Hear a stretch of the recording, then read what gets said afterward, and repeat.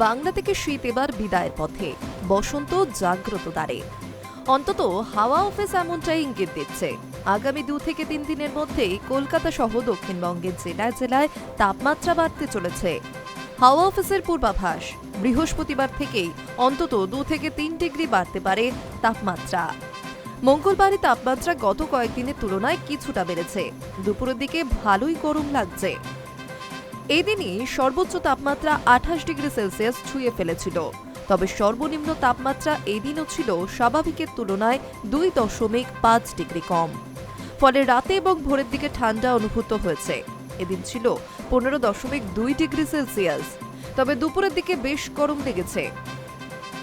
তবে বুধবার থেকেই শীত বিদায়ের পথে।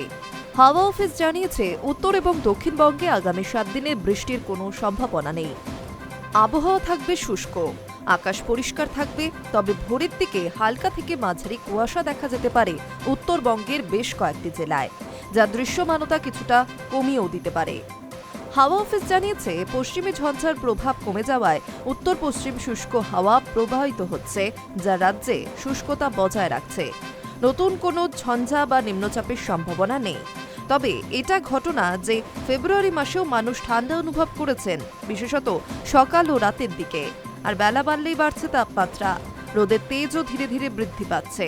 হাওয়া অফিসের পূর্বাভাস, স্পষ্টভাবে তাপমাত্রার হেরফেরের বোঝা যাবে 14 ফেব্রুয়ারি থেকে। ওই দিন থেকে বেশ গরম অনুভূত হবে গোটা রাজ্যে।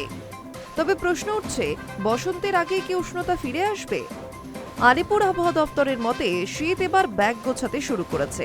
পূর্বাভাস বলছে, 14 ফেব্রুয়ারি ভ্যালেন্টাইন্স ডে থেকেই তাপমাত্রা বাড়বে। বিশেষ করে দক্ষিণবঙ্গের উষ্ণতা বৃদ্ধি উত্তরবঙ্গের তুলনায় বেশি হবে বলেই মনে করা হচ্ছে। উৎসবের মরশুমে তাই শীতের কামড় অনেকটাই কমে যাবে, এমনটা ইঙ্গিত আবহাওয়া দপ্তরের। অর্থাৎ এখনই শীত পুরোপুরি বিদায় নিচ্ছে না ঠিকই, তবে তার জোরালো দাপটও আর খুব বেশি দিন থাকবে না। ভোরবেলার কাঁপুনি কয়েকদিনের মধ্যেই গায়েব হয়ে যাবে। High news network.